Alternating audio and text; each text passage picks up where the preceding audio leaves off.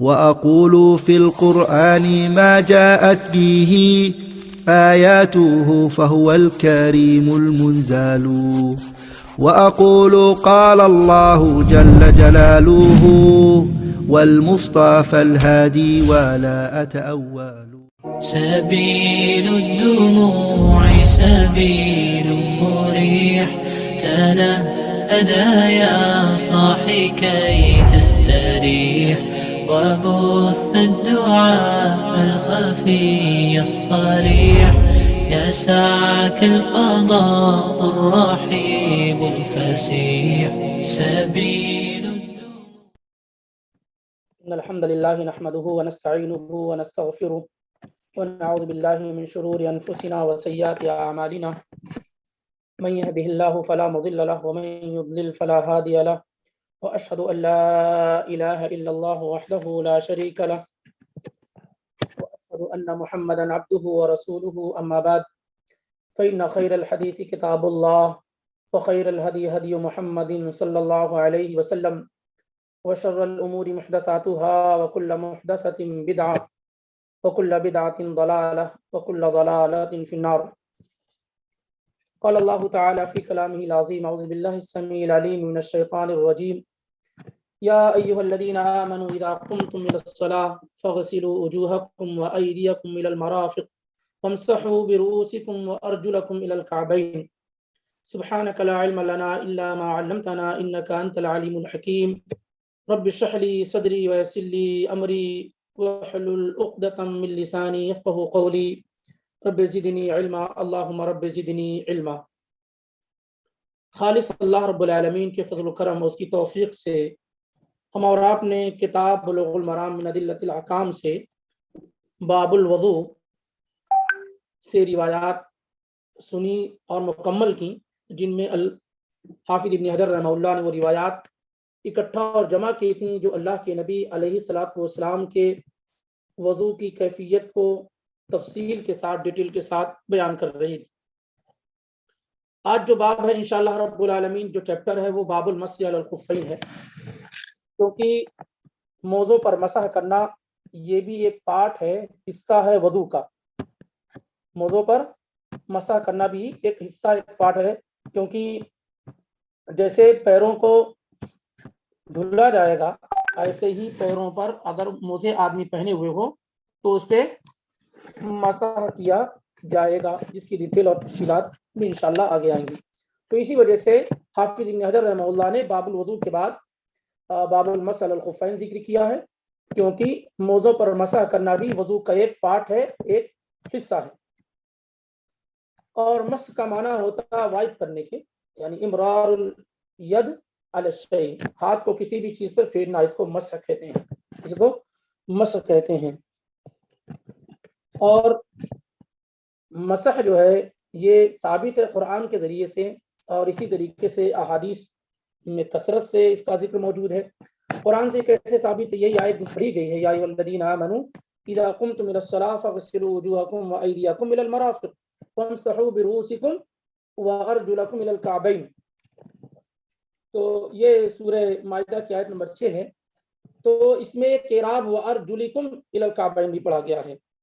وارجلکم الی الکعبین یعنی سر کا مسح کرو اور پیروں کا مسح کرو، اور پیروں کا مسح کرو۔ اور یہ اس صورت میں، اگر یہ قرات جو ہے، جو 7 قرات اور 7 لہجے میں قرآن کا نزول ہوا ہے، ان میں سے ایک یہ ہے کہ فامسحوا برؤوسکم وارجلکم۔ اصل قرآن میں وارجلکم ہے، یہی مشہور ہے، لیکن ایک قرات یہ بھی ہے کہ وارجلکم۔ وارجلکم جب کہیں گے تو عطف ہو رہا ہے کس پر؟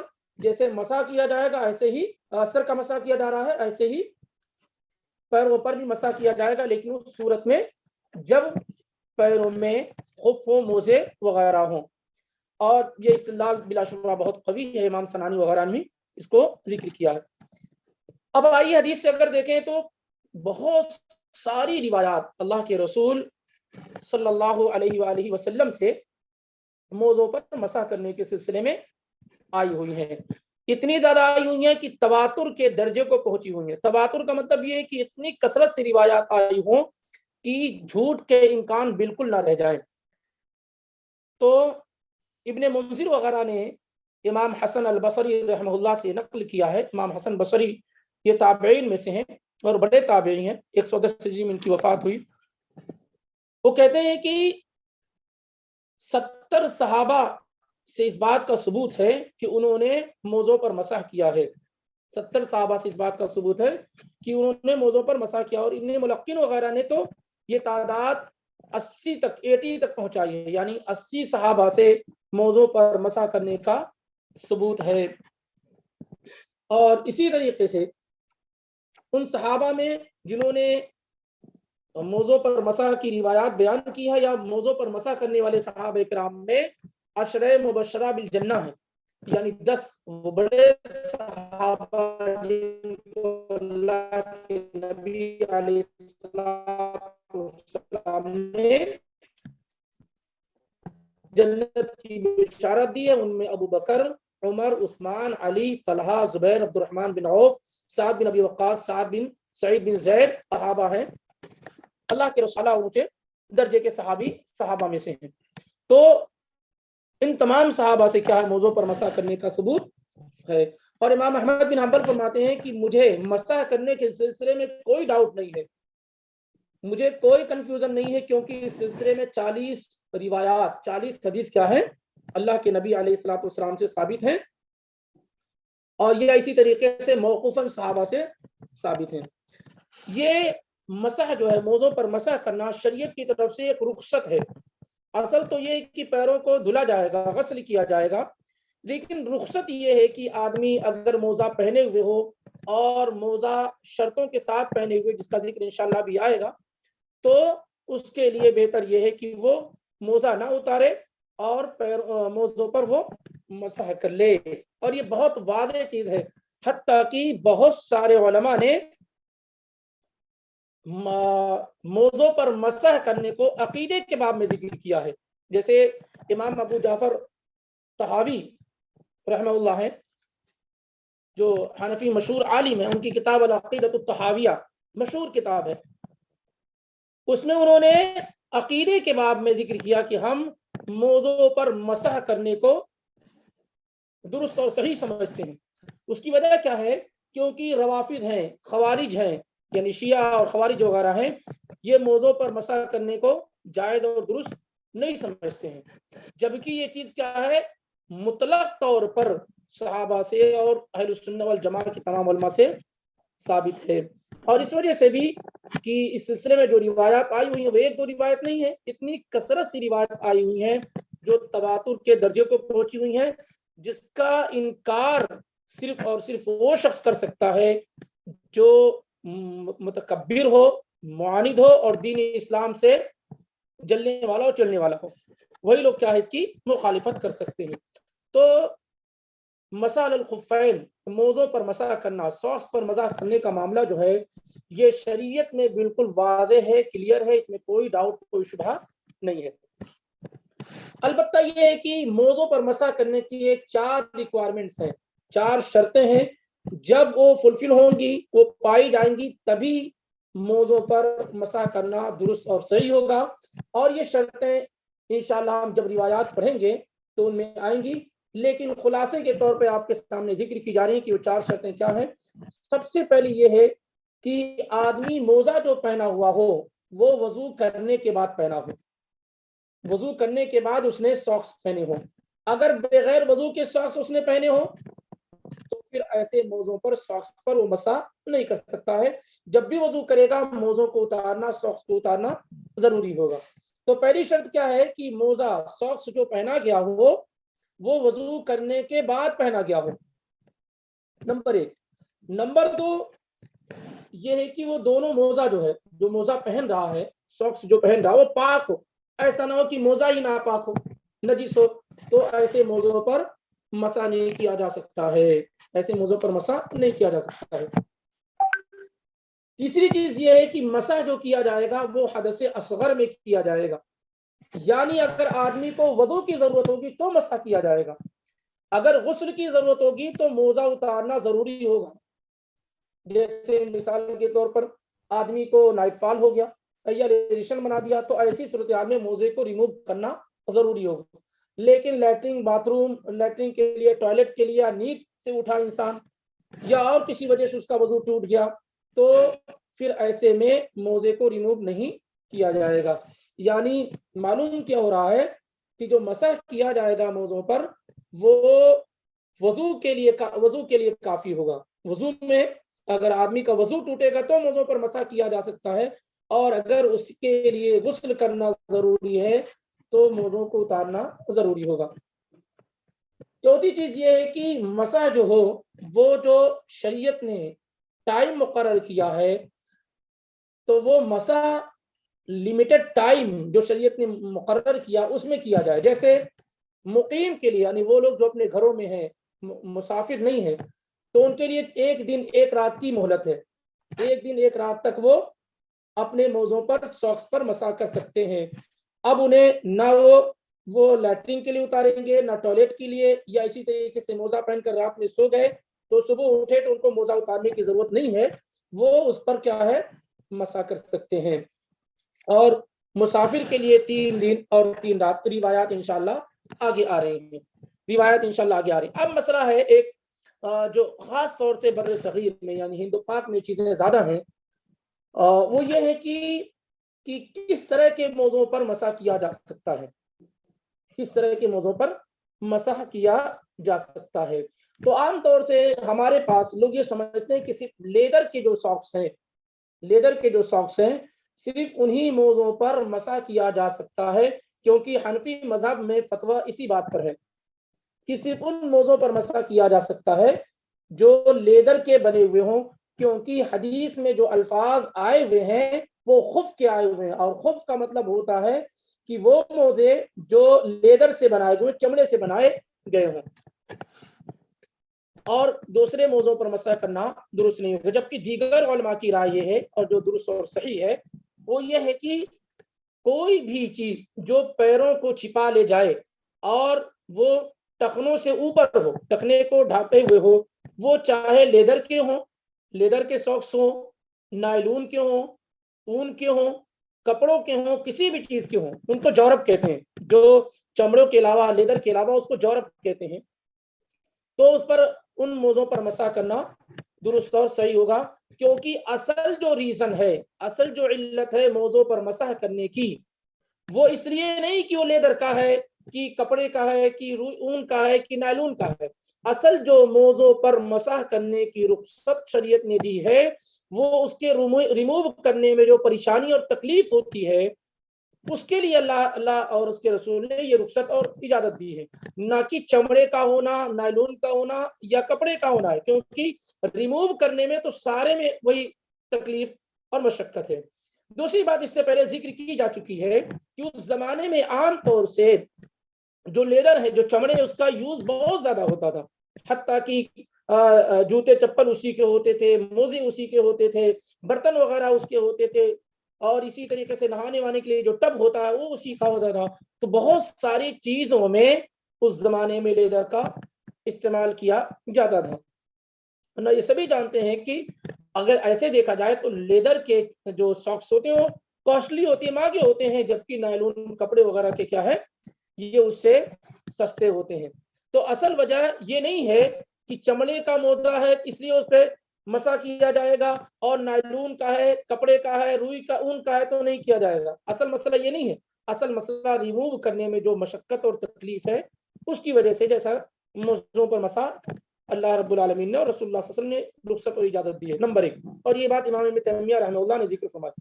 دوسری بڑی بات یہ ہے کہ امام ابو داؤد نے ذکر کیا کہ بہت سارے صحابہ کرام سے جورب پر یعنی چمڑے کے علاوہ دوسرے موضوع پر مسح کرنے کا ثبوت ملتا ہے، اور ان صحابہ کرام میں سیدنا امیر المؤمنین علی ابن ابی طالب رضی اللہ تعالی عنہ، عمار ہیں، عمار بن یاسر ہیں، ابو مسعود البدری ہیں، انس ابن مالک ہیں، عبداللہ ابن عمر ہیں، برا ابن عازب ہیں، بلال بن رباح ہیں، اور ابو امامہ الباہلی ہیں، سہل ابن سعد الساعدی ہیں، اور اسی طریقے سے بہت سارے لوگوں نے عمر بن خطاب اور عبداللہ بن عباس وغیرہ کو بھی شامل کیا۔ یہ بات ابن منذر اور ابو داؤد رحمہ اللہ نے اپنی کتاب سنن میں ذکر فرمائی ہے۔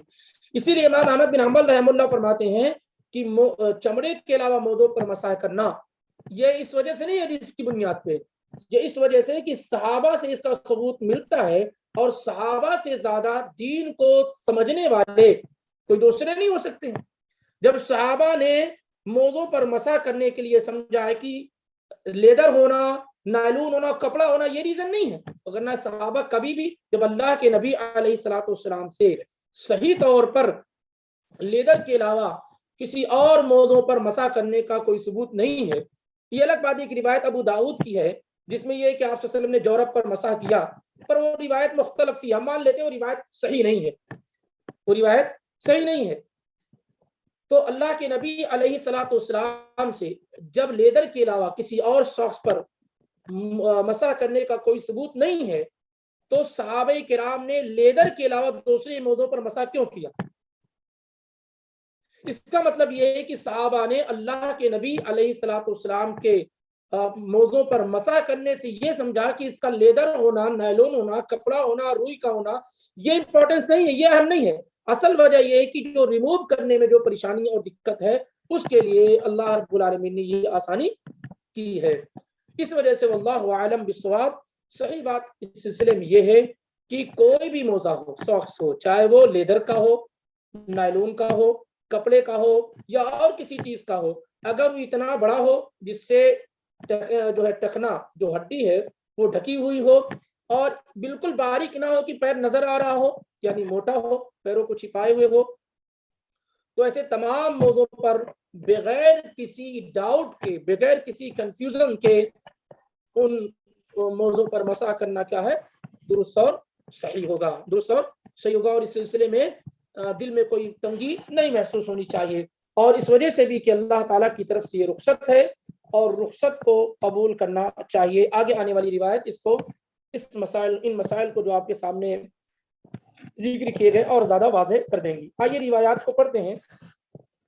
عن المغیرہ بن شعبہ رضی اللہ تعالی عنہ قال كنت مع النبي صلی اللہ علیہ وسلم فتوضا، بخاری کی روایت ہے كنت مع النبي صلی اللہ علیہ وسلم في سفر فتوضا فأهويت لأنزع خفيه فقال دعهما فإني أدخلتهما طاهرتين فمسح عليهما، متفق علیہ۔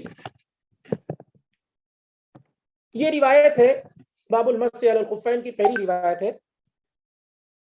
مغیرہ ابن شعبہ رضی اللہ تعالی عنہ سے، مشہور صحابی، آپ کا ذکر اس سے پہلے ہو چکا ہے، 50 ہجری میں آپ کی وفات ہوئی، اور انہی کے غلام تھے ابو لولو مجوسی، جو فیروز مجوسی تھا، اس نے ہی عمر بن خطاب رضی اللہ تعالیٰ عنہ کو شہید کیا۔ تو ان سے مروی ہے، وہ اللہ کے نبی علیہ الصلوۃ والسلام کی خدمت کرتے تھے، خاص طور سے سفر حضر میں اللہ کے نبی علیہ الصلوۃ والسلام کی خدمت کیا کرتے تھے مغیرہ ابن شعبہ رضی اللہ تعالیٰ عنہ۔ کہتے ہیں کنت مع النبی صلی اللہ علیہ وسلم، میں اللہ کے نبی علیہ الصلوۃ والسلام کے ساتھ تھا، اور بخاری کی روایت یہ ہے کہ فی سفر میں اللہ کے نبی علیہ الصلوۃ والسلام کے ساتھ تھا، میں سفر میں اللہ کے نبی علیہ الصلوۃ والسلام کے ساتھ تھا، اور یہ سفر کون سا تھا؟ غزوہ تبوک، جو رجب سن 9 ہجری میں پیش آیا، غزوہ تبوک جو رجب سن 9 ہجری میں پیش آیا، جیسا کہ امام ابو داؤد نے اور امام مالک وغیرہ نے ذکر کیا، ان کے ہاں باقاعدہ صراحت ہے کہ نبی علیہ الصلوۃ والسلام کے ساتھ مغیرہ ابن شعبہ رضی اللہ تعالیٰ عنہ غزوہ تبوک میں تھے، جو سن 9 ہجری میں پیش آیا، اور فجر سے پہلے کی بات ہے، فجر سے پہلے کی بات ہے کہ اللہ کے نبی علیہ الصلوۃ والسلام فجر کے لیے وضو کر رہے تھے۔ کہتے ہیں کہ کنت مع النبی صلی اللہ علیہ وسلم، میں اللہ کے نبی علیہ الصلوۃ والسلام کے ساتھ تھا، جیسا کہ ذکر کیا گیا کہ سفر میں، اور سفر بھی غزوہ تبوک سن 9 ہجری میں جو پیش آیا رجب کے مہینے میں۔ فتوضا، تو اللہ کے رسول صلی اللہ علیہ وسلم نے وضو کیا۔ فأہویت لأنزع خفیہ، آپ وضو کر رہے تھے اور پاؤں میں صاف آپ صلی اللہ علیہ وسلم نے پہن رکھا تھا۔ فأہویت، میں جھکا لأنزع خفیہ، تاکہ آپ کے پیروں سے موزے کو، ساکس کو ریموو کر دوں، نکال دوں۔ اللہ کے نبی علیہ الصلوۃ والسلام وضو فرما رہے تھے اور پیروں کے اندر آپ نے ساکس پہن رکھے تھے۔ مغیرہ بن شعبہ رضی اللہ تعالیٰ عنہ نے سمجھا کہ پیروں کو دھلا جائے گا، اس وجہ سے وہ اللہ کے رسول صلی اللہ علیہ وسلم کی خدمت کرنے کے لیے کہ آپ کے پیروں سے وہ موزہ نکال دیں، اس کے لیے وہ جھکے. فقال، تو اللہ کے نبی علیہ الصلوۃ والسلام نے فرمایا دعہما، چھوڑ دو، موزے مت اتارو. فإنی ادخلتہما طاہرتین، اس لیے کہ میں نے دونوں موزے کو داخل کیا یعنی پہنا ہے اپنے پاؤں میں. کب؟ طاہرتین، وہ پیروں کو دھلنے کے بعد یعنی وضو کے بعد. میں نے موزوں کو وضو کے بعد پہنا ہے. موزے مت اتارو اس لیے کہ میں نے ساکس کو، موزوں کو وضو کے بعد پہنا ہے. فمسح علیہما، تو اللہ کے نبی علیہ الصلوۃ والسلام نے اپنے دونوں موزوں پر مسح فرمایا. اللہ کے نبی علیہ الصلوۃ والسلام نے اپنے دونوں موزوں پر مسح فرمایا. یہ روایت بخاری حدیث نمبر 206 میں ہے اور مسلم میں حدیث نمبر 274 میں یعنی 274 میں ہے. اس حدیث سے کیا معلوم ہوا؟ اس حدیث سے کئی چیزیں معلوم ہوتی ہیں. پہلی چیز تو یہ ہے کہ موزہ پہننا ضروری نہیں کہ کوئی ریزن ہو، ٹھنڈی ہو تبھی آدمی پہنے، بلکہ کبھی کسی بھی وقت آدمی موزہ پہن سکتا ہے اور اس میں مرد عورت کیا ہے؟ برابر ہے. عورت اگر گھر میں ہی رہتی ہے اور موزہ پہنے ہوئی ہے تو اس پر مسح کرے گی. تو موزہ پہننے کے لیے یہ ضروری نہیں کہ پیروں میں کوئی تکلیف ہو یا سفر میں ہو یا اسی طریقے سے ٹھنڈی ہو یا اور کوئی معاملہ ہو. نہیں، ٹھنڈی ہو، گرمی ہو، برسات ہو، کبھی بھی کسی بھی وقت کیا ہے؟ موزہ پہنا جا سکتا ہے. کسی بھی وقت کیا موزہ پہنا جا سکتا ہے. اور امام نووی رحمہ اللہ نے اس پر اجماع نقل کیا ہے، کہ تمام کے تمام لوگوں کے لیے موزہ پہننے میں کوئی حرج نہیں ہے، اس کے لیے کسی ریزن کا پایا جانا ضروری نہیں. دوسری بات یہ ہے کہ موزہ کب پہنا جائے؟ وضو کے بعد، جیسے کہ اللہ کے نبی علیہ الصلوۃ والسلام نے کہا کہ میں نے موزوں کو وضو کے بعد یعنی پاک ہونے کے بعد، طاہر ہونے کے بعد پہنا ہے. تیسری بات یہ ہے کہ اگر آدمی موزہ پہنے ہوئے، ساکس پہنے ہوئے ہو اور وضو کے بعد پہنے ہوئے ہو اور مدت کے اندر ہو، تو ایسے شخص کے لیے اگر وہ وضو کر رہا ہے تو ایسے شخص کے لیے بہتر اور افضل یہ ہے، زیادہ ثواب اسی میں ہے کہ وہ پیروں پر مسح کرے، موزوں پر، ساکس پر مسح کرے، نہ کہ موزہ اتارے. ہمارے بہت سارے بھائی خود کو تکلیف میں بھی رکھتے ہیں اور ثواب سے بھی محروم ہوتے ہیں، اور وہ یہ سمجھتے ہیں کہ وہ موزے پہنے ہوئے ہوتے ہیں اور موزہ وضو کے بعد بھی پہنا ہوتا ہے، لیکن وہ یہ سمجھتے ہیں کہ پیروں کو دھلنے ہی میں زیادہ ثواب ہے. حالانکہ نہیں، ایسا بالکل نہیں ہے. اگر آپ نے موزہ پہن رکھا ہے اور موزوں کو آپ نے وضو کے بعد پہنا ہے اور آپ مدت کے اندر ہیں یعنی 24 گھنٹے کے اندر ہیں، تو آپ کے لیے افضل یہ ہے کہ آپ پیروں پر مسح کریں، موزوں کو ریموو نہ کریں، ساکس کو ریموو نہ کریں اور پیروں کو نہ دھلیں. بہتر اور افضل یہ ہے کہ آپ اس پر مسح کریں. کیوں؟ کیونکہ اللہ کے نبی علیہ الصلوۃ والسلام نے مغیرہ ابن شعبہ رضی اللہ تعالیٰ عنہ کو موزہ ریموو کرنے سے، ساکس ریموو کرنے سے منع کیا. اگر پیروں کو دھلنا افضل ہوتا تو اللہ کے نبی علیہ الصلوۃ والسلام افضل کام کرتے. اس لیے اس سلسلے میں واضح بات یہ ہے کہ اگر آدمی موزہ پہنے ہوئے ہو اور وضو کے بعد پہنے ہوئے ہو، مدت کے اندر ہو، تو اسے موزہ ریموو نہیں کرنا چاہیے. اس پر اس کا مسح کر لینا یہ زیادہ ثواب کا ذریعہ ہوگا. اور اس میں مرد و عورت کیا ہے؟ دونوں برابر ہیں. مرد و عورت دونوں برابر ہیں.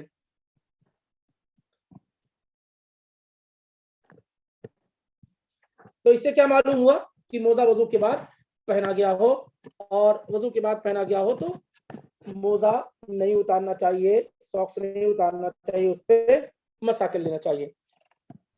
اور یہ بھی ہے کہ شریعت میں سختی نہیں ہے، لوگوں کے لیے آسانی پیدا کی گئی ہے، کیونکہ ظاہر سی بات ہے موزوں کو ہر جگہ ریموو کرنا، اتارنا یہ ایک مشقت کا معاملہ، خاص طور سے ٹھنڈیوں وغیرہ کے دنوں میں یہ ایک مشقت اور تکلیف کا معاملہ ہے. اس لیے اللہ رب العالمین نے اس کی رخصت اور اجازت دی ہے. آگے کی روایت دیکھیں. وَلِلْأَرْبَعَةِ عَنْهُ إِلَّا النَّسَائِيُ، اور مغیرہ ابن شعبہ رضی اللہ تعالی عنہ ہی سے مروی ہے، چاروں نے روایت کیا ہے سوائے نسائی کے، یعنی 3 لوگوں نے، امام ابو داؤد نے، ترمذی نے، ابن ماجہ نے. مغیرہ ابن شعبہ رضی اللہ تعالی عنہ سے روایت کیا ہے کہ ان النبی صلی اللہ علیہ وسلم مسح علی الخف واسفلہ وفی اسنادہ ضعف، کہ اللہ کے نبی علیہ الصلوۃ والسلام نے پاؤں کے موزوں کے اوپر حصے بھی مسح کیا اور نچلے حصے پر بھی مسح کیا، یعنی اس طریقے سے یہ سمجھ لیجیے پیر ہے تو اوپر بھی آپ نے مسح کیا اور نیچے کے حصے بھی مسح کیا۔ یہ روایت کہاں ہے؟ ابو داؤد میں، ترمذی میں اور ابن ماجہ میں، کس سے؟ مغیرہ ابن شعبہ رضی اللہ تعالی عنہ ہی سے، مگر اس روایت کے اندر کمزوری، وفی اسنادہ ضعف، اور اس روایت میں کیا ہے؟ کمزوری ہے۔ کئی طرح کے، ایک تو یہ ہے کہ اس روایت میں ولید ابن مسلم ہے اور یہ مدلس راوی ہیں، یعنی مدلس ان روات کو کہتے ہیں جو اپنے استاد کا نام چھوڑ کر کے اپنے استاد کا نام ذکر کر دیں۔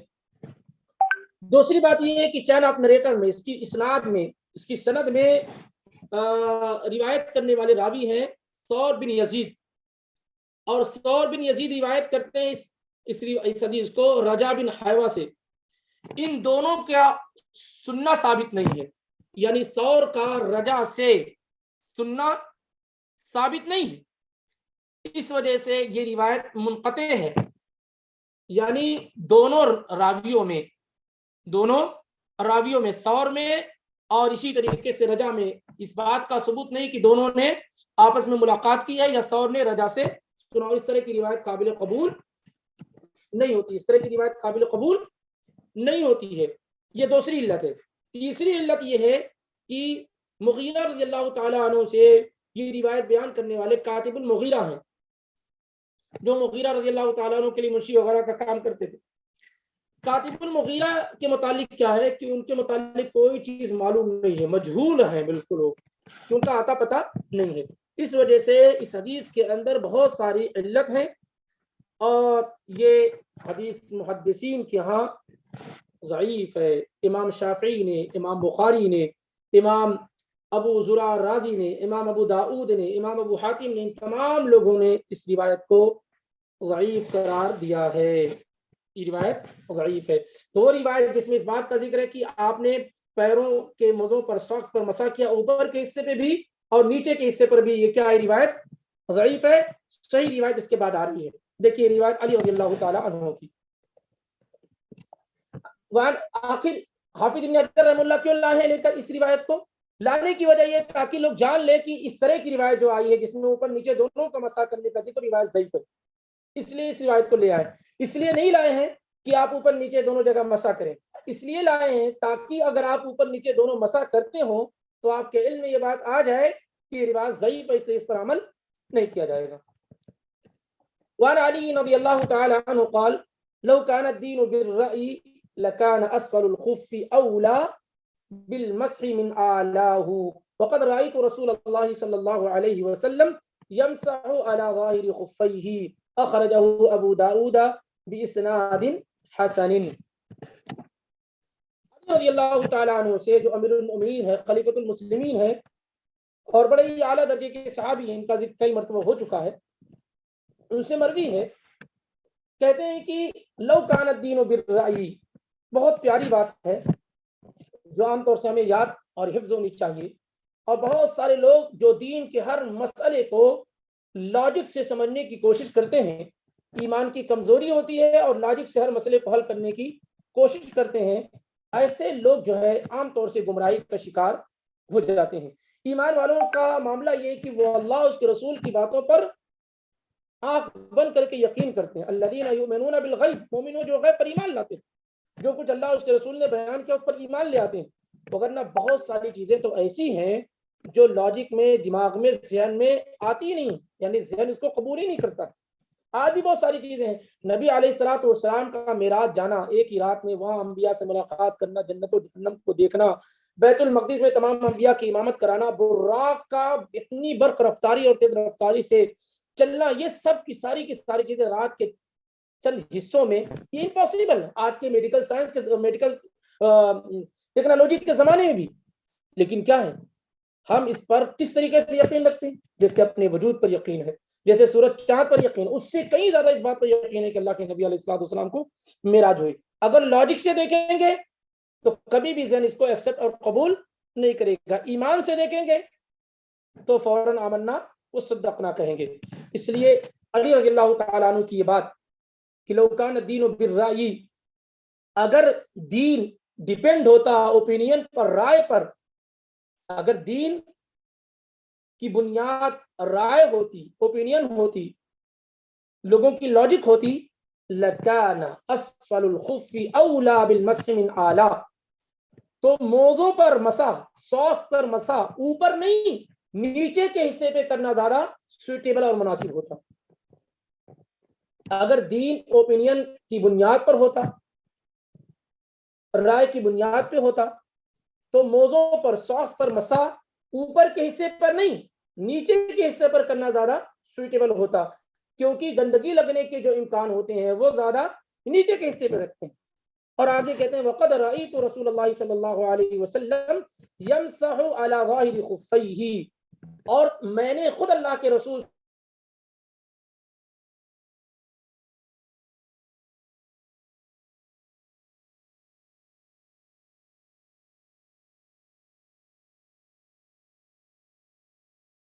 پر مسح کر رہے تھے. اس حدیث کو روایت کیا امام ابو داؤد نے، اور حدیث نمبر 162 ہے، اور اس حدیث کی سند کیا ہے؟ حسن ہے. لیکن صحیح بات یہ اس حدیث کی سند صحیح ہے. اس حدیث کی سند کیا ہے؟ صحیح ہے. تو اس سے کیا معلوم ہوا؟ اس حدیث سے یہ معلوم ہوا کہ موضوع پر جو مسح کیا جائے گا، ساکس پر جو مسح کیا جائے گا، وہ اوپری حصے پر کیا جائے گا، صرف اوپری حصے پر کیا جائے گا، نیچے والے حصے پر مسح نہیں کیا جائے گا. اور یہ کہ ایک ہی مرتبہ مسح کیا جائے گا. مسح کیا ہے؟ صرف اور صرف ایک ہی مرتبہ کیا جائے گا، اس سے زیادہ مرتبہ نہیں. مسح کہیں بھی ہو، پیروں کا ہو، موزوں کا ہو، یا اسی طرح سر کا مسح ہو، تمام مسح جو ہے ایک ہی مرتبہ کیا جائے گا. باقی انشاءاللہ ابھی بات اور آگے آ رہی ہے.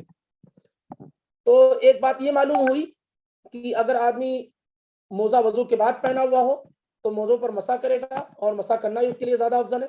دوسری بات یہ معلوم ہوئی کہ صرف اوپر کے حصے پر مسح کرے گا، وائپ کرے گا. تیسری بات اب یہاں یہ بتائی جا رہی ہے کہ کتنے ٹائم یہاں بتایا جا رہا ہے کہ کتنے دنوں تک کون مسح کر سکتا ہے. دیکھتے ہیں اس روایت کو. وعن صفوان بن عسال رضی اللہ عنہ قال كان رسول الله صلى الله عليه وسلم يأمرنا إذا كنا سفرا ألا ننزع خفافنا 3 أيام ولياليهن إلا من جنابه ولكن من غائط وبول ونوم. أخرجه النسائي والترمذي واللفظ له وابن خزيمة وصححه. یہ روایت جس میں سفر اور حضر دونوں جگہ بتایا جائے گا کہ کتنے دنوں تک کون مسح کر سکتا ہے، کتنے دنوں تک کون مسح کر سکتا ہے. صفوان بن عسال رضی اللہ تعالیٰ عنہ صحابی رسول ہے. صفوان بن عسال المرادی رضی اللہ تعالیٰ عنہ، بس کوفہ میں انہوں نے رہائش اختیار کی، مشہور صحابی ہیں. اللہ کے نبی علیہ الصلوۃ والسلام سے بہت ساری روایات ان سے مروی ہیں. علم کی فضیلت میں ان سے روایات آئی ہیں، اور موضوع پر مسح کرنے کے سلسلے میں آئی ہیں، اور اسی طریقے سے توبہ کے قبول وغیرہ کے سلسلے میں بہت ساری روایت آئی ہیں. نبی علیہ الصلوۃ والسلام سے انہوں نے 12 غزوہ آپ کے ساتھ کیا، 12 غزوے میں آپ کے ساتھ، یعنی 12 جنگ میں آپ کے ساتھ شریک رہے. عبداللہ بن مسعود جو مشہور صحابی ہیں، انہوں نے بھی ان سے روایات نقل کی ہیں. 40 ہجری کے قریب، یعنی اباؤٹ نیئر 40 ہجری میں آپ کی وفات ہوئی. تو کہتے ہیں کہ رسول اللہ صلی اللہ علیہ وسلم ہمیں حکم دیتے تھے. کان رسول اللہ صلی اللہ علیہ وسلم یامرنا، رسول اللہ صلی اللہ علیہ وسلم ہمیں حکم دیتے تھے اذا كنا سفرا، جب ہم مسافر ہوں، سفر میں ہوں، اللہ ننزع خفافنا، کہ ہم نہ ریموو کریں، ہم نہ اتاریں، خفافنا اپنے ساکس کو، اپنے موزوں کو، 3 ایام ولیالیہن، 3 دن اور 3 رات ہم اپنے موزوں کو نہ اتاریں، الا من جنابہ، مگر جنابت کی وجہ سے، یعنی یا تو نائٹ فال ہو جائے یا آدمی ریلیشن بنا لے، انہی وجہ سے ہم موزوں کو ریموو کریں، وگرنہ ہم 3 دن اور 3 رات موزوں کو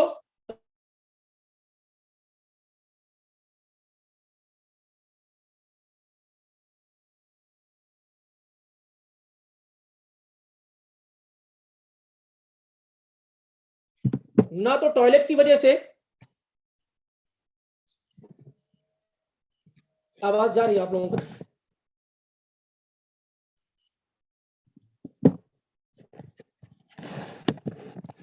تو ہم صرف جنابت کی وجہ سے ریموو کریں اپنے موزوں کو، سانس کو، اور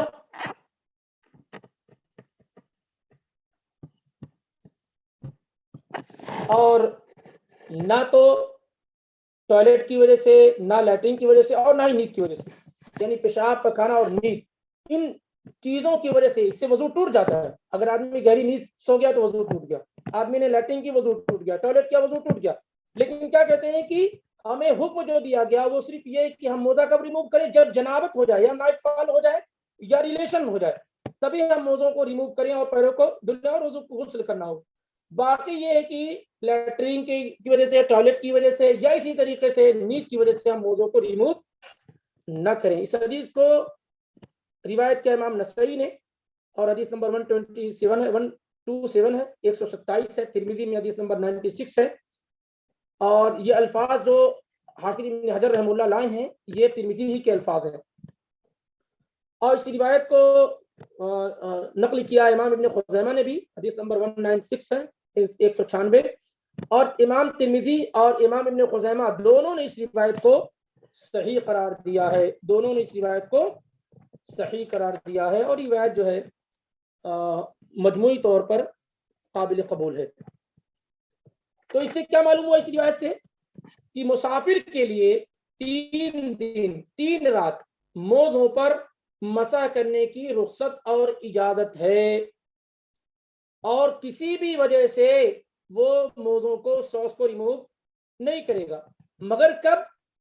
جب جنابت لائق ہو جائے، جب اسے غسل کی ضرورت ہو جائے، نائٹ فال کی وجہ سے یا ریلیشن کی وجہ سے. آگے کی روایت اگر ہم پڑھیں گے تو معاملہ اور زیادہ انشاءاللہ رب العالمین واضح ہو جائے گا. وعن علی بن ابی طالب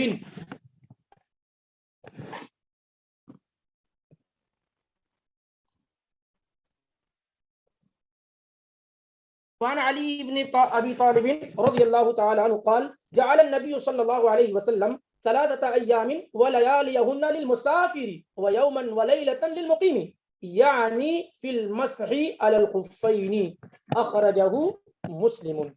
یہ وقت کی تحدید میں، ٹائم کے تحدید میں سب سے زیادہ واضح اور صریح روایت ہے، سب سے صریح روایت ہے. مسلم کے اندر یہ روایت موجود ہے، حدیث نمبر 276 سے 276. اصل یہ پوری روایت کس طریقے سے ہے کہ شریک ابن ہانی وہ کہتے ہیں کہ میں ام المؤمنین عائشہ صدیقہ رضی اللہ تعالی عنہا کی خدمت میں حاضر ہوا تاکہ میں آپ سے موزوں پر، ساکس پر مسح کرنے کے متعلق سوال کروں. تو ام المؤمنین عائشہ صدیقہ رضی اللہ تعالی عنہا نے فرمایا علیکا بابن ابی طالب فصلہ فإنہ کان یسافر مع رسول اللہ صلی اللہ علیہ وسلم. کہ یہ جواب تو مجھے بھی معلوم ہے، لیکن تم علی ابن ابی طالب رضی اللہ تعالیٰ عنہ سے پوچھو، کیونکہ وہ سفر حضر دونوں میں اللہ کے نبی علیہ الصلوۃ والسلام کے ساتھ ہوتے تھے. وہ سفر میں بھی اللہ کے نبی علیہ الصلوۃ والسلام کے ساتھ ہوتے تھے، گھروں میں بھی ہوتے تھے، سفر میں بھی ہوتے تھے. اس لیے اس مسئلے کو زیادہ کلیئر طریقے سے علی رضی اللہ تعالیٰ عنہ بیان کریں گے. اب آپ اس سے معلوم کیا ہوتا ہے کہ بسا اوقات علماء کو چاہیے کہ اپنے سے بڑے عالم کسی مسئلے میں اگر زیادہ جانتے ہوں یا اس میں ان کا تخصص ہو، اسپیشلائزیشن ہو، تو ان کی طرف ریفر کر دیا جائے، معاملے کو ان کی طرف ریفر کر دیا جائے. وگرنہ سبھی جانتے ہیں کہ ام المؤمنین عائشہ صدیقہ رضی اللہ تعالی عنہا عالمہ فاضلہ فقیہ تھی. بڑے بڑے صحابہ کرام مشکل مسائل کو حل کرنے کے لیے ام المؤمنین رضی اللہ تعالی عنہ کے پاس تشریف لاتے تھے. لیکن اس مسئلے میں علی رضی اللہ تعالی عنہ چونکہ سفر میں بھی آپ کے ساتھ ہوتے تھے اور گھروں میں بھی ہوتے تھے، اس وجہ سے ان کی طرف ریفر کیا. تو وہ گئے شریک ابن ہانی اور علی ابن ابی طالب رضی اللہ تعالی عنہ سے اس مسئلے میں پوچھا. تو علی رضی اللہ تعالی عنہ نے کہا کہ جعل النبی صلی اللہ علیہ وسلم 3 ایام ولیالیہن للمسافر، کہ اللہ کے نبی علیہ الصلوۃ والسلام نے 3 رات اور 3 دن مسافر کے لیے رخصت دی ہے کہ وہ موزوں پر مسح کرے، ساکس پر مسح کرے. وَيَوْمًا وَلَيْلَةً لِلْمُقِيمِ، اور 1 دن 1 رات یعنی 24 گھنٹے مقیم کے لیے، یعنی جو لوگ اپنے علاقے میں، اپنے گھروں میں ہیں. یعنی فی المسی علی الخفین، یہ نبی یہ جو ہے یہ الفاظ عام طور سے چین آف ریلیٹر میں سے کسی کے ہیں یا اسی طریقے سے حافظ ابن حجر رحمہ اللہ کے ہیں، یہ نبی علیہ الصلوۃ والسلام کے الفاظ نہیں، یا تو علی رضی اللہ تعالیٰ عنہ کی یا بعد میں کسی کے بھی ہیں، لیکن یہ نبی علیہ الصلوۃ والسلام کے الفاظ نہیں ہے۔ یہ حدیث کہاں ہے؟ مسلم کے اندر موجود ہے، اور اس سے یہ بات بالکل واضح ہو جاتی ہے کہ ایک دن اور ایک رات یہ مقیم کے لیے ہے، اور 3 دن اور 3 رات یہ مسافر کے لیے ہے۔ اب الگ ایک اہم مسئلہ یہ ہے، یہاں پر جان لینا ہمارے لیے ضروری ہے کہ یہ مدت اسٹارٹ کب ہوگی، بگن کب ہوگی، شروعات کب ہوگی اس کی۔ تو آئیے اس سلسلے میں صحیح قول یہ ہے کہ مثال کے طور پر آپ فجر کے لیے بیدار ہوئے اور آپ نے وضو کیا، پیروں کو دھلا اور اس کے بعد موزہ ساکس آپ نے پہن لیا،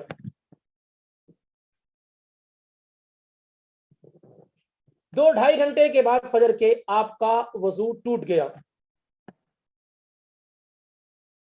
آپ نے وضو نہیں بنایا، ظہر کے وقت آپ نے ظہر کے لیے آپ نے وضو کیا، اب آپ نے موزوں پر ساکس پر آپ نے مسح کیا، یہ ایک مان لیتے ہیں 1 بجے آپ کے ہاں ظہر ہو رہی، 1 بجے آپ نے کیا ہے مسح کیا ساکس پر، اب یہاں سے آپ کے مسح کا ٹائم شروع ہو رہا ہے، اب 1 بجے سے لے کر دوسرے دن 1 بجے تک آپ اپنے موزوں پر ساکس پر مسح کر سکتے ہیں۔ نہ یہ کہ آپ فجر کے لیے اٹھے، آپ نے وضو کیا، پیروں کو دھلا، اس کے بعد ساکس پہن لیا، تو یہاں سے پہننے سے مدت شمار نہیں ہوگی، اور نہ اس وقت سے شمار ہوگی جب وضو آپ کا ٹوٹے گا، بلکہ اس وقت سے شمار ہوگی، کاؤنٹ ہوگی جب پہلی مرتبہ آپ اپنے موزوں پر مسح کریں گے۔ یہی درست اور صحیح بات ہے۔ تو اس طریقے سے اگر آپ نے فجر کے لیے وضو کیا، وضو کرنے کے بعد آپ نے موزہ پہن لیا، موزہ پہننے کے بعد 10 بجے صبح میں آپ کا وضو ٹوٹ گیا، آپ نے 10 بجے پھر وضو بنایا، وضو بنانے کے بعد آپ نے موزوں پر مسح کیا، اب آپ کی مدت 10 بجے سے شروع ہو گئی، دوسرے دن 10 بجے تک کیا ہے، آپ اگر اپنے گھر میں ہیں، مقیم ہیں تو مسح کر سکتے ہیں، اور اگر مسافر ہیں تو سیم پروسیس 3 دن اور 3 رات یعنی 72 گھنٹے تک 72 آورس تک آپ کر سکتے ہیں۔ یہی بات درست اور صحیح ہے۔ آگے کی روایت دیکھتے ہیں۔ وعن ثوبان رضی اللہ تعالی عنہ قال بعث رسول اللہ صلی اللہ علیہ وسلم سریة فأمرهم أن يمسحوا على الأصائب يعني الأمائم والتساخين يعني الخفاف، رواه أحمد وأبو داود وصححه الحاکم۔ یہ روایت مروی ہے ثوبان، یہ اللہ کے رسول صلی اللہ علیہ وسلم کی آزاد کردہ غلام ہے، ثوبان بن بجدد، یہ اللہ کے نبی علیہ الصلوۃ والسلام نے انہیں خریدا اور خریدنے کے بعد آزاد کر دیا، اور مسلسل کانٹینیو اللہ کے نبی علیہ الصلوۃ والسلام کے ساتھ رہے، سفر ہو حضر ہو ہمیشہ آپ کے ساتھ ہوتے، یہاں تک کہ اللہ کے رسول صلی اللہ علیہ وسلم اس دنیا سے فوت ہو گئے، دنیا سے وفات پا گیا، مکمل آپ کے ساتھ تب تک رہے۔ آپ کی وفات کے بعد یہ سیریا شام چلے گئے، پھر اس کے بعد جو ہے حمص ایک ایریا وہاں چلے گئے اور وہیں رہے، وہیں پر آپ کی وفات 54 ہجری میں یعنی 54 ہجری میں وہیں آپ کی وفات ہوئی تھی۔ ثوبان مولا رسول اللہ صلی اللہ علیہ وسلم کا، نبی صلی اللہ علیہ وسلم کے آزاد کردہ غلام، ان کی روایت ہے، وہ کہتے ہیں کہ بعثا رسول اللہ صلی اللہ علیہ وسلم سریتن، بعثا یہ باسوں کے معنی بھیجنے کے، رسول اللہ صلی اللہ علیہ وسلم نے ایک سریہ روانہ کیا۔ سریہ کسے کہتے ہیں؟ سریہ اس جنگ کو کہتے ہیں جس میں اللہ کے رسول صلی اللہ علیہ وسلم بنفس نفیس شریک نہ ہو، یعنی سیرت نگاروں کے ہاں جن لوگوں نے نبی صلی اللہ علیہ وسلم جو بایوگرافرز ہیں رسول اللہ صلی اللہ علیہ وسلم کے، ان کے ہاں 2 چیزیں، ایک غزوہ اسے کہتے ہیں جس میں اللہ کے نبی علیہ الصلوۃ والسلام شریک ہوں، جیسے غزوہ بدر، احد، حنین، تبوک، جس میں آپ صلی اللہ علیہ وسلم شریک ہوں، اور سریہ اسے کہتے ہیں جس میں اللہ کے رسول صلی اللہ علیہ وسلم شریک نہ ہوں بلکہ آپ کسی صحابی کو لیڈر اور قائد بنا کر کے روانہ کر دیں۔ پھر یہ کہ سریہ میں ہوتا کیا ہے کہ چند افراد ہی جنگ کے لیے جاتے ہیں، وہ 5 سے لے کر کے 300 تک یا 5 سے لے کر کے 400 تک ہو سکتے ہیں، اور عام طور سے یہ رات میں روانہ کیا جاتا ہے۔ تو چھوٹی چھوٹی جنگوں کے لیے اللہ کے نبی علیہ الصلوۃ والسلام خود تشریف نہیں لے جاتے تھے، کسی صحابی کی کمانڈری میں ان کو لیڈر بنا کر کے چند لوگوں کو بھیج دیتے تھے۔ تو ثوبان رضی اللہ تعالیٰ عنہ کہتے ہیں کہ اللہ کے نبی علیہ الصلوۃ والسلام نے ایک سریہ بھیجا، یعنی چھوٹا لشکر روانہ کیا۔ فامرہم، تو آپ نے انہیں حکم دیا، ان لشکر والوں کو حکم دیا، ان یمسحوا علی العصائب، کہ وہ مسح کریں پٹیوں پر یا پگڑیوں پر۔ پٹی بھی کہتے ہیں اصل میں اصابہ کہتے ہیں اس چیز کو جس سے سر وغیرہ کو باندھا جائے، اور اسی طریقے سے ان چیزوں کو بھی کہتے ہیں جیسے زخم وغیرہ لگ جائے تو پٹی وغیرہ جو باندھی جاتی ہے اسے بھی کہتے ہیں۔ تو کہتے ہیں کہ اللہ کے نبی علیہ الصلوۃ والسلام نے حکم دیا کہ وہ اپنی پگڑیوں پر اور اسی طریقے سے موزوں پر مسح کر لے۔ تساخین وہ چیزیں، یہ ساخن سے بنا ہوا ہے جس کے معنی گرم کے یا گرمی پہنچانے کے لیے پیروں وغیرہ میں جو پہنا جائے۔ یہاں عام طور سے یہ تفسیر جو بیان کی گئی ہے یہ اللہ کے نبی علیہ الصلوۃ والسلام نے نہیں، چند روات نے بیان کیا ہے کہ عصائب سے مراد پگڑیاں ہیں اور تساخین سے مراد کیا ہے، ساکس ہیں، موزے ہیں۔ کہ اللہ کے نبی علیہ الصلوۃ والسلام نے ان کو روانہ کرتے ہوئے یہ کہا کہ وہ اپنی پگڑیوں پر اور اسی طریقے سے موزوں پر کیا ہے، مسح کرے۔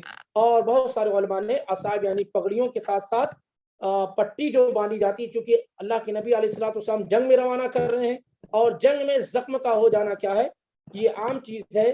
تو اس سے استدلال کیا گیا ہے کہ اگر کسی آدمی کو زخم لگ جائے، مثال کے طور پیر پہ یہاں پٹی بندھی ہوئی ہے تو اس پہ کیا وہ مسح کر لے، وہاں پانی سے دھلنا اسے ضروری نہیں ہے۔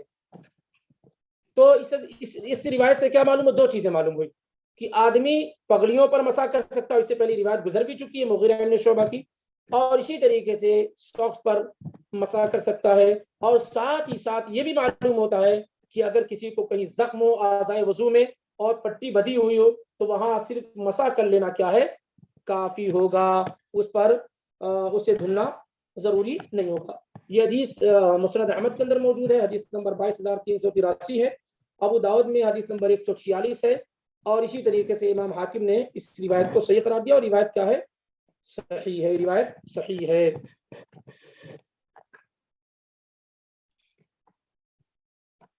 اب پگڑیوں پر مسح کرنے کے سلسلے میں بات تو گزر چکی ہے کہ اللہ کے نبی علیہ الصلوۃ والسلام نے پگڑیوں پر مسح کیا ہے۔ اگر پگڑی نہیں پہنے ہوئے ہیں تو آپ مسح کریں گے پورے سر کا۔ پگڑی مکمل پورے سر میں لگائے ہوئے ہیں تو پگڑی پہ مسح کر لینا کافی ہوگا۔ اگر پگڑی ایسی ہے کہ اس کا کچھ حصہ سر کا کھلا ہوا ہے تو جو حصہ کھلا ہوا ہے اس کو سر پہ مسح کریں گے، باقی حصے کو جو کمپلیٹ کریں گے وہ پگڑیوں سے کر لیں گے۔ اور اسی ضمن میں معاملہ آتا ہے کہ عورتیں جو اسکارف وغیرہ لگائی ہوتی ہیں اور وہ کس کر بندھی ہوئی ہیں جس کا کھولنا مشکل ہے، یہ سوال آیا بھی تھا، تو کیا جیسے مرد پگڑیوں پر مسح کر سکتے ہیں ایسے عورتیں ایسے اسکارف وغیرہ جسے وہ مضبوطی سے باندھ لیتی ہوں اور کھولنے میں ریموو کرنے میں پریشانی ہو تو کیا وہ بھی اس پر مسح کر سکتی ہیں؟ بلال بن رباح رضی اللہ تعالیٰ عنہ کی روایت صحیح مسلم حدیث نمبر 275 میں 275 میں موجود ہے، جس میں یہ ہے کہ نبی علیہ السلام مسح علی الخفین والخمار، کہ نبی علیہ الصلوۃ والسلام نے ساکس پر اور پگڑیوں پر مسح کیا۔ خمار اصل میں اس چیز کو کہتے ہیں جو جس سے سر کو ڈھکا جائے، سر کو خمار، اسی لیے عورت جو دوپٹہ پہنتی ہے، دوپٹہ جو بھی ہے دوپٹہ، تو اس کو عربی میں خمار کہتے ہیں کیونکہ اس سے سر کو ڈھکا جائے۔ تو خمار اس چیز کو کہتے ہیں جس سے سر کو ڈھکا جائے، اب وہ چاہے مرد ڈھکے یا عورت ڈھکے، تو اس پہ اللہ کے نبی علیہ الصلوۃ والسلام نے مسح کیا ہے۔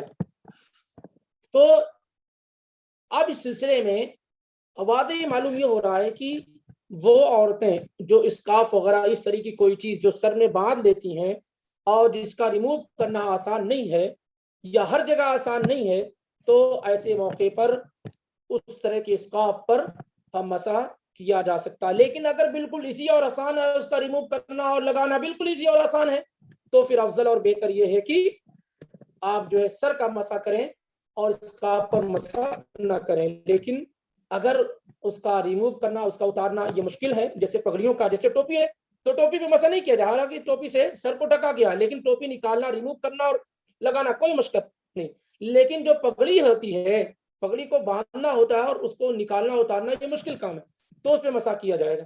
ایسے ہی اگر کوئی ایسی چیز عورت لگا رہی ہے جو سر کو بالکل ڈھک دے اور مضبوطی کے ساتھ باندھی گئی، اس کو نکالنا، ریموو کرنا یہ مشکل کام ہو، تو انشاءاللہ کوئی حرج نہیں ہے، اس پہ مسا کیا جا سکتا ہے، جیسا کہ امام ابن تیمیہ رحمہ اللہ نے، ابن عثیمین اور دیگر علماء نے ذکر کیا. بلکہ امام ابن تیمیہ نے تو یہاں تک ذکر کیا کہ مردوں سے زیادہ عورتیں مناسب ہیں اس سے، کیونکہ ان کے لیے بسا اوقات اور زیادہ مشقت اور تکلیف ہوتی ہے. تو اللہ عالم بالصواب، ایسے تمام اسکارف وغیرہ جو عورتیں لگاتی ہیں اور اس کا ریموو کرنا مشکل اور تکلیف دہ ہو یا ہر جگہ اسے نہ کیا جا سکے، تو انشاءاللہ ایسے اسکارف وغیرہ پر مسا کیا جا سکتا ہے، اس کو ریموو کرنے کی ضرورت نہیں ہوگی، اس کو ریموو کرنے کی ضرورت نہیں ہوگی. واللہ اعلم بالصواب. آگے کی روایت دیکھتے ہیں. عن عمر رضی اللہ تعالی عنہ موقوفا وانس مرفوعا اذا توضا احدكم ولبس خفيه فليمسح عليهما وليصلي فيهما ولا يخلعهما ان شاء الا من جنابه اخرجه الدارقطني والحاكم وصححه. اس سے کیا معلوم ہو رہا ہے؟ اس میں وقت جو ہے، وقت کی تحدید نہیں ہے. اس میں یہ معلوم ہو رہا ہے کہ آدمی جب تک چاہے کیا کر سکتا ہے. یہ روایت عمر رضی اللہ تعالی عنہ سے، آپ کا ذکر ہو چکا، امیر المومنین عمر بن خطاب رضی اللہ تعالی عنہ دوسرے خلیفہ، ان سے موقوفاً ثابت ہے. موقوفاً کا مطلب کیا ہے کہ یہ عمر رضی اللہ تعالی عنہ کا قول ہے، اور سلسلے سند جو ہے عمر رضی اللہ تعالی عنہ پر جا کے ختم ہو جاتا ہے. وہ یہ نہیں کہتے کہ میں نے یہ بات رسول اللہ صلی اللہ علیہ وسلم سے سنی. تو ایسی روایات کو موقوف کہتے ہیں جو صحابہ کے اقوال ہوتے ہیں، اور اسی طریقے سے اثر بھی کہتے ہیں، اثر بھی کہتے ہیں. تو عمر رضی اللہ تعالیٰ عنہ سے موقوفاً روایت ہے، یعنی ان کا اپنا قول ہے، اور انس بن مالک رضی اللہ تعالیٰ عنہ سے مرفوعاً روایت ہے، یعنی وہ کہتے ہیں کہ رسول اللہ صلی اللہ علیہ وسلم نے فرمایا. تو مرفوعاً یہ روایت ثابت نہیں ہے. مرفوعاً یعنی اللہ کے نبی علیہ الصلوۃ والسلام نے کہا، اس بات کا ثبوت نہیں ہے. لیکن جہاں تک عمر رضی اللہ تعالیٰ عنہ کی اپنی بات ہے تو اس کا ثبوت ہے کہ انہوں نے کہا کہ اذا توضا احدکم، جب تم میں سے کوئی شخص وضو کر لے، ولبس خفیہ، اور اپنا موزہ پہن لے، فلیمسح علیہما، تو وہ اپنے ساکس پر، موزوں پر مسح کرے، ولیصلی فیہما، اور اس میں نماز پڑھے، موضوع ہی میں نماز پڑھے، ولا یخلعہما ان شاء، اور اگر وہ چاہے تو موزہ نہ اتارے، الا من جنابہ، مگر جنابت کی وجہ سے، یعنی اگر اس کو نائٹ فال ہو جائے یا ریلیشن بنانے تو ہی اتارے، وگرنہ جب تک چاہے وہ پہنتا رہے. حالانکہ یہ بات درست اور صحیح نہیں ہے. اس کو قید کیا جائے گا اس بات سے کہ یعنی مقیم کے لیے 1 دن اور 1 رات جب تک وہ چاہے پہن سکتا ہے، اور مسافر 3 دن اور 3 رات کے درمیان جب تک چاہے وہ پہن سکتا ہے، اس میں نماز وغیرہ ادا کر سکتا ہے. اس روایت کو امام دارقطنی نے روایت کیا ہے، جلد نمبر 1 صفحہ نمبر 203 میں ہے، اور امام حاکم نے روایت کیا ہے، اس میں جلد نمبر 1 اور صفحہ نمبر 181 ہے، اور اس کو صحیح قرار دیا. جیسا کہ ذکر کیا گیا کہ نبی علیہ الصلوۃ والسلام سے یہ بات ثابت نہیں ہے، البتہ یہ کہ عمر رضی اللہ تعالی عنہ سے اس بات کا ثبوت ملتا ہے. عمر رضی اللہ تعالی عنہ سے اس بات کا ثبوت ملتا ہے. واللہ اعلم. آگے کی روایت دیکھتے ہیں. وعن ابی بکرۃ رضی اللہ تعالی عنہ عن النبی صلی اللہ علیہ وسلم انه رخص للمسافر 3 ایام ولياليهن وللمقيم يوما وليلة اذا تطهر فلبس خفيه وان يمسح عليهما اخرجه الدارقطني وصححه ابن خزیمہ. یہ روایت ویسے ہی جیسے علی رضی اللہ تعالیٰ عنہ کی روایت ہے، لیکن اس میں کیا ہے کہ ایک سینٹنس، ایک نئی معلومات ہے کہ اذا تطہر، جب آدمی وضو کر لے اور وضو کے بعد پہنے، دیکھیے ابو بکر رضی اللہ تعالیٰ عنہ سے روایت، ان کا نام نفع ابن حارث الثقفی ہے، طائف کے رہنے والے تھے، طائف کے رہنے والے تھے اور ابو بکرہ ہی کے نام سے مشہور اور معروف ہیں۔ غلام تھے، نبی علیہ الصلوۃ والسلام نے آزاد کر دیا اور بڑے صحابہ میں، ذی علم صحابہ میں آپ کا شمار ہوتا ہے، بہت ساری اولادیں آپ کی تھیں۔ نبی علیہ الصلوۃ والسلام سے بہت ساری روایات انہوں نے نقل کی ہیں۔ آپ کی وفات جو ہے 51 میں یا 52 ہجری میں ہوئی، 51 ہجری میں یا 52 ہجری میں آپ کی وفات ہوئی، بڑے صحابہ میں آپ کا شمار ہوتا ہے۔ وہ کہتے ہیں کہ اللہ کے نبی علیہ الصلوۃ والسلام سے روایت ہے کہ نبی علیہ الصلوۃ والسلام نے مسافر کو رخصت دی ہے 3 دن اور 3 رات کی، اور مقیم کو 1 دن اور 1 رات کی، کہ اذا تطہر فلبس خفیہ، جب وہ وضو کر لیں اور موزہ پہن لیں، ساکس پہن لیں، ایمسح علیہما، کہ وہ اپنے دونوں موزوں پر مسح کر لیں۔ یعنی وضو کرنے کے بعد اگر کوئی آدمی موزوں پر وضو کرنے کے بعد موزہ پہنا ہو تو اس پر وہ مسح کر سکتا ہے، مقیم 3 دن اور 3 رات، مقیم 1 دن اور 1 رات، اور مسافر 3 دن اور 3 رات۔ سیم بات ہے، یہاں صرف یہ بتایا گیا کہ جب وضو کر لیں اور وضو کرنے کے بعد پہنیں۔ یہ روایت دارقطنی کے اندر موجود ہے، حدیث نمبر 1 ہے، اور ابن خزامہ میں حدیث نمبر 192 ہے، 192، اور اسی طریقے سے ابن ماجہ میں بھی یہ روایت موجود ہے، حدیث نمبر 556 ہے، 556، اور حدیث صحیح ہے۔ حدیث کیا ہے؟ صحیح ہے۔ تو یہ رخصت اللہ رب العالمین، اللہ کے نبی علیہ الصلوۃ والسلام نے دی ہے۔ کہ بعض روایت میں تو صراحت ہے، اذا توضأ احدکم ولبس خفیہ، جب تم میں سے کوئی شخص وضو کر لے اور موزہ پہن لے، اور کیا ہے؟ موزہ پہن لے۔ آخری روایت ہے باب المسح علی الخفین کی، وعن ابی بن عمارة رضی اللہ تعالی عنہ انه قال یا رسول اللہ امسح علی الخفین امسح علی الخفین، یہ ہے۔ وعن ابی بن عمارة رضی اللہ تعالی عنہ انه قال یا رسول اللہ امسح علی الخفین، قال نعم، قال يوما، قال نعم، قال ويوما، قال نعم، قال وثلاثة أيام، قال نعم، وما شئت، أخرجه أبو داود وقال ليس بالقوي۔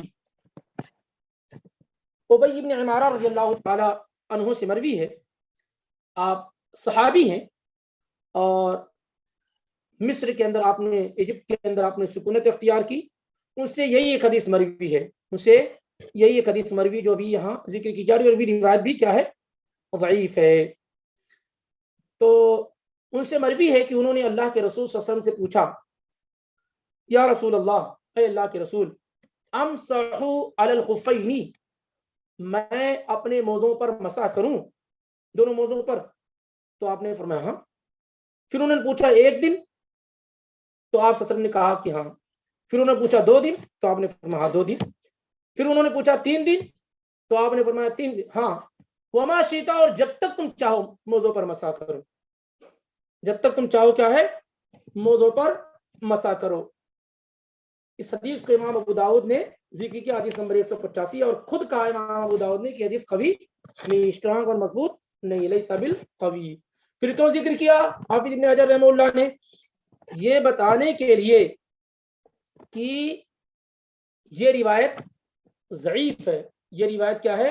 ضعیف ہے، اور جو اصل مدت ہے وہ مقیم کے لیے 1 دن اور 1 رات جیسا کہ گزر چکی ہے روایات، اور مسافر کے لیے 3 دن اور 3 رات، 3 دن اور 3 رات۔ البتہ یہ کہ امام ابن تیمیہ وغیرہ کی رائے یہ ہے کہ سخت حالات میں، جیسے آدمی کسی ایسی جگہ ہو جہاں برفیلی جگہ ہو، بالکل یعنی موزہ اتارنا خطرے سے خالی نہ ہو، ساکس اتارنا خطرے سے خالی نہ ہو، اور وہ مقیم ہو، 1 دن گزر گیا ہو، 1 رات گزر چکی ہو، 24 گھنٹے ہو گئے ہوں، تو وہ کہتے ہیں کہ ایسی حالات میں جہاں خطرے ہوں تو وہاں پر اس سے زیادہ کیا جا سکتا ہے۔ جنگ وغیرہ کے حالات ہوں تو بالکل ایکسیپشنز ہیں، تو وہاں 1 دن اور 1 رات سے زیادہ موضوع پر مسح کیا جا سکتا ہے، لیکن اس سلسلے میں کوئی واضح روایت موجود نہیں ہے۔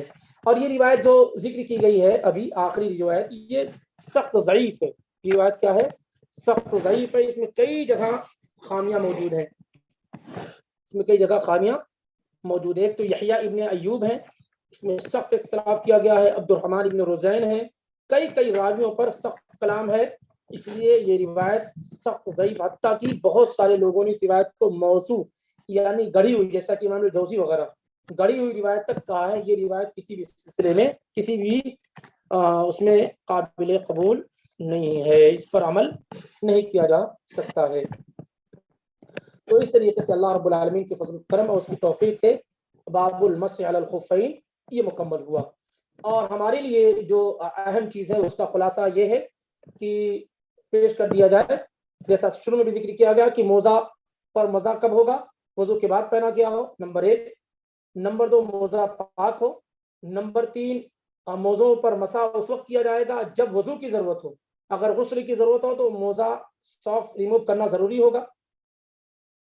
اور کیا ہے, نمبر 4, وقت کے اندر ہو, یعنی مسح کی مدت پہلی مرتبہ جب آپ مسح کریں گے تب سے شروع ہوگی 24 گھنٹے کے بعد. یعنی آج آپ نے 1 بجے آپ نے موزوں پر مسح کیا ہے تو کل 1 بجے کے اندر آپ کر سکتے ہیں. پھر کل 2 بجے آپ موزوں پر مسح نہیں کر سکتے ہیں, آپ کو موزہ ریموو کرنا ہوگا, پیروں کو دھلیں گے, پھر آپ موزہ پہن کر پھر اس کے بعد جب پہلی مرتبہ موزوں پر مسح کرنا چاہیں گے تو کر سکیں گے.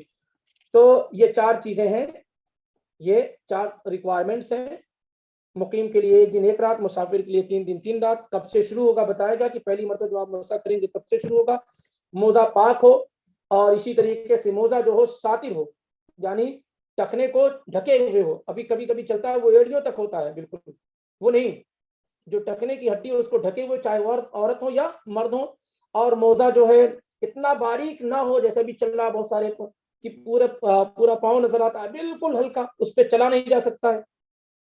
تو اس طرح کے موزوں پر مسح درست نہیں ہوگا. موٹا موزہ ہو, پیروں کو ڈھکے ہوئے ہو, اور چاہے وہ چمڑے کا ہو, نائلون کا ہو, اون کا ہو, کپڑے کا ہو, کسی بھی طرح کا موزہ ہو, اس پر انشاءاللہ رب العالمین مسح کرنے میں کوئی حرج نہیں ہے. اسی طریقے سے یہ بھی معلوم ہوا کہ پگڑیوں پر یا اسی طریقے سے عورتیں جو اسکارف لگاتی ہیں جس کا نکالنا ریموو کرنا مشکل ہو, تو ایسی پگڑیوں پر اور اسکارف وغیرہ پہ مسح کرنے کی رخصت اور اجازت ہے. اسی طریقے سے اگر کسی کو زخم وغیرہ لگا ہوا ہو اور پٹیاں بندھی ہوئی ہوں تو اس پر بھی وہ مسح کر سکتا ہے. مسح صرف اوپر کے حصے پر کیا جائے گا, نچلے حصے پر نہیں کیا جائے گا. مسح کرنے کا طریقہ کیا ہوگا, آپ ہاتھوں کو تر کر لیں گے, ہاتھوں کو تر کر لیں گے. اب جو ہے آپ ہاتھوں کو تر کرنے کے بعد یوں آپ پیروں پر انگلیوں, پیر کی انگلیوں سے ایسے, ہاتھ کی انگلی سے ڈالیں گے اس طریقے سے, یعنی اس طرح سے کر کے دکھاؤں, ایک ساتھ دائیں ہاتھ سے دائیں پیر اور بائیں ہاتھ سے بایاں پیر, یوں آپ نے شروع کیا, ٹھیک ہے. یوں لا کر کے آپ جو ٹخنے کی ہڈی ہے, ٹخنے کی ہڈی وہاں سے وہاں تک لا کر یا اس کے تھوڑا اوپر لے جا کر کے تاکہ وہ شامل ہو جائے, چھوڑ دیں 1 مرتبہ.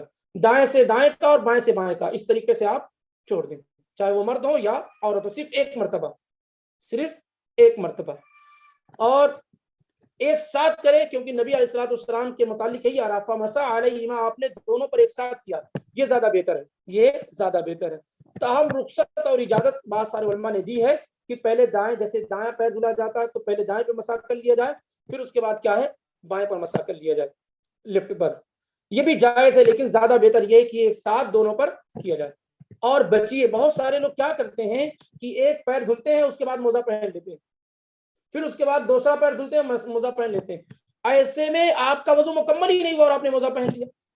تو زیادہ افضل اور بہتر یہ, جس میں ڈاؤٹ اور شک نہیں ہے, کہ آپ دونوں پیروں کو دھل لینے کے بعد, یعنی جب آپ کا وضو مکمل ہو جائے, کمپلیٹ ہو جائے, اس کے بعد آپ کیا ہے ساکس وغیرہ پہنے. آپ اس کے بعد کیا ہے ساکس وغیرہ پہنے. بہرحال اس سلسلے میں اور بھی بہت سارے سوالات ہو سکتے ہیں. یہ آسان لب و لہجے میں آپ کے سامنے اس کا موضوع پر ساکس پر مسح کرنے کا بیان ہوا. اگر کوئی چیز سمجھ میں نہیں آئی ہے تو وہ پوچھی جا سکتی ہیں. اس سے پہلے یہ کہ پچھلے سوالات تھے وہ دیکھ لیتے ہیں. دیکھیے یہ جو ہے یہ دکھا رہے ہیں اس طرح کے, آپ پتہ نہیں آپ کو نظر آ رہے ہیں کہ نہیں, کہ اس طرح کے موضوع پر مسح درست نہیں ہوگا. دیکھیے اس میں ٹخنے کی ہڈی کیا ہے, کھلی ہوئی ہے, تو اس طرح کے موضوع پر مسح درست نہیں ہوگا.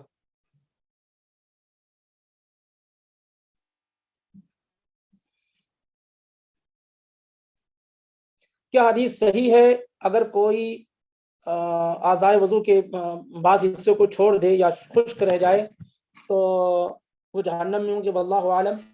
جہاں تک ایڑیوں کا معاملہ ہے یہ بالکل درست اور صحیح ہے کہ نبی علیہ الصلوۃ والسلام نے کہا ویل للعقاب من النار، کہ ان ایڑیوں کے لیے عذاب ہے جہاں وضو کا پانی نہ پہنچے اور خشک رہ جائیں۔ لیکن کیا ایسے جسم کے ان حصوں پر جہاں پانی پہنچانا ضروری ہے وضو میں، اگر وہ بھی خشک رہ جائیں تو وہ جہنم میں ہوں گے؟ واللہ عالم، یہ علم نہیں ہے مجھے، میں یہ سوال کل ہی آیا، میں پڑھ رہا ہوں لیکن کسی نتیجے پہ نہیں پہنچا ہوں۔ انشاءاللہ اس کا جواب اللہ نے چاہا تو جلدی مل جائے گا۔ دوسرا سوال ہے کیا ہم کسی بھی طریقے کا لون وغیرہ لے سکتے ہیں یا لینا چاہیے؟ یہ ایک ٹف اور مشکل معاملہ ہے۔ ہم اور آپ سب سے پہلے تو یہ مزاج اور ذہن بنا کے رکھیں کہ اللہ رب العالمین نے ہمیں اور آپ کو حلال روزی کمانے کا حکم دیا ہے۔ یہ سب سے پہلی اور بنیادی چیز ہے۔ اور جب اللہ رب العالمین نے حلال کمانے کا حکم دیا ہے تو کبھی دنیا حلال روزیوں سے خالی نہیں ہوں گی، کبھی بھی دنیا خالی اس سے نہیں ہوگی۔ اور اللہ رب العالمین نے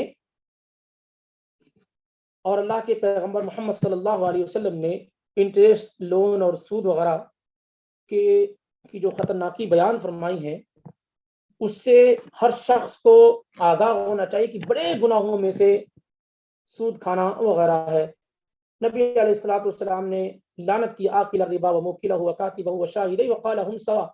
مسلم کی روایت ہے جابر بن عبداللہ رضی اللہ تعالی عنہما سے کہ سود کھانے والا، کھلانے والا، اس کی دستاویز لکھنے والا، اس کی گواہی دینے والا، سب پر اللہ کے نبی صلی اللہ علیہ وسلم نے لعنت کی ہے اور کہا کہ سب گناہ میں برابر ہیں۔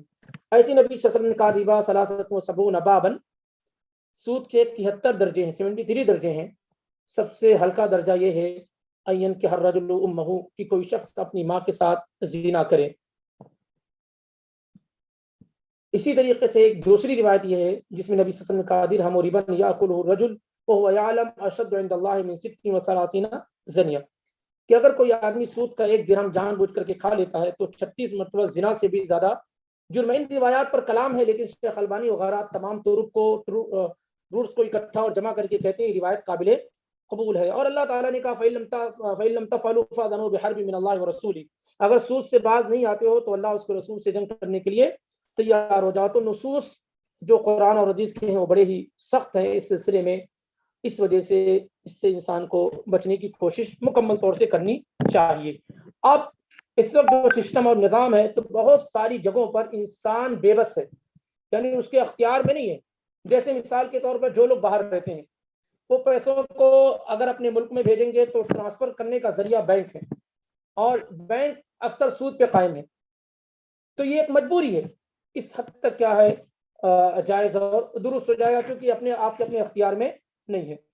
یا اسی طریقے سے بسا اوقات پیسوں کو کیش کی حالت میں آپ اپنے گھروں میں نہیں رکھ سکتے ہیں، جرم اور گناہ ہوگا یعنی حکومت کی نگاہ میں، تو آپ بینکوں کے حوالے کرتے ہیں، اور بینک کیا ہے کوشش یہ کریں گے کہ کرنٹ اکاؤنٹ ہو جس میں سود وغیرہ کا معاملہ ہونے، لیکن اگر کوئی معاملے نہیں بنتے رکھتے ہیں تو اس پہ انٹرسٹ اور سود آتا ہے، اس کو کیا کریں گے؟ اس میں بہت سارے اقوال ہیں کہ لے کر کے جو ہے بہت زیادہ ضرورت مندوں پہ خرچ کر دیا جائے جو مسلمان نہ ہوں، یا اسی طریقے سے اس کو چھوڑ دیا جائے، یہ ایک الگ معاملہ ہے۔ لیکن سب میں کیا ہے کہ یہ کہ مجبوری کی شکل و صورت بتائی جا رہی ہے، لیکن نارمل حالات میں آدمی کاروبار کرنے کے لیے، گھر وغیرہ لینے کے لیے، ان تمام چیزوں کے لیے کیا وہ بینک سے لون لے سکتا ہے؟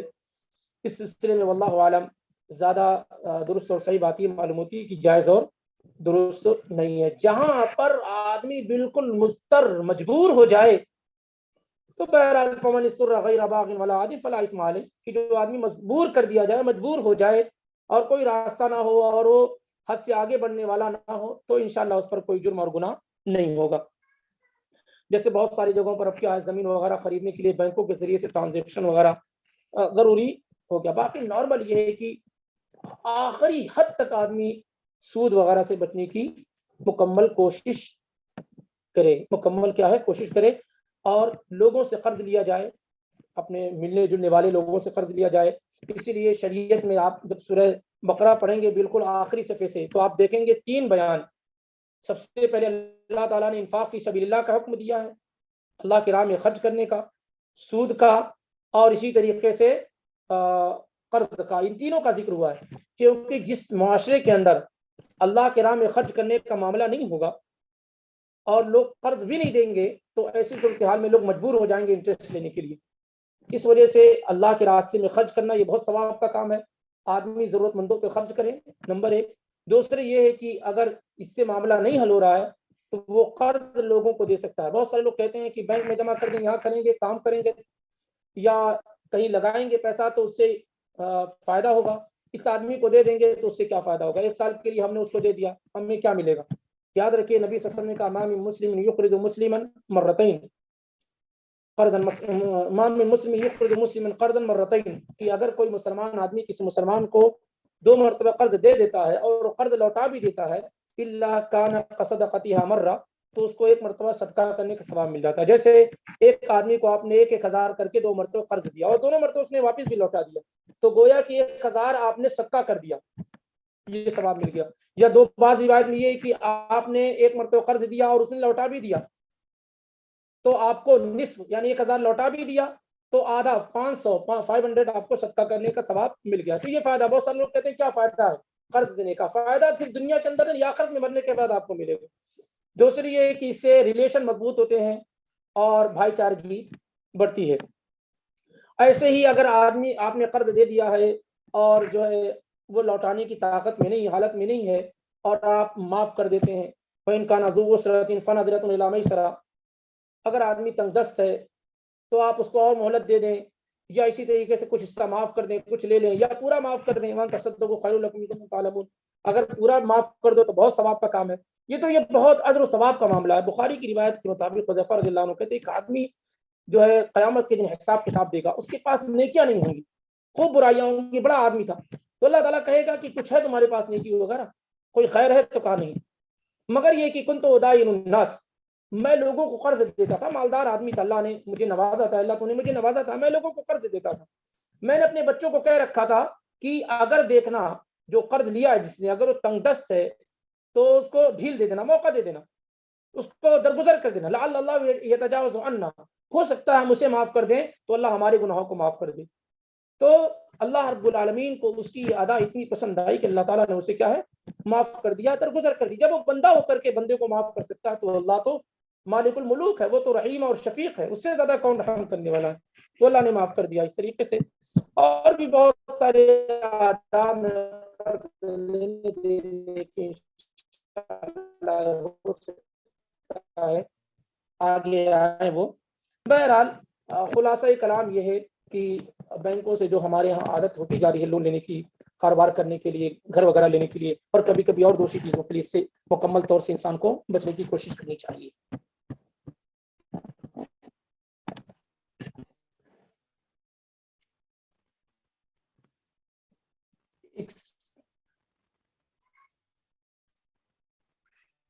بتایا گیا کہ جیسا کہ ذکر کیا گیا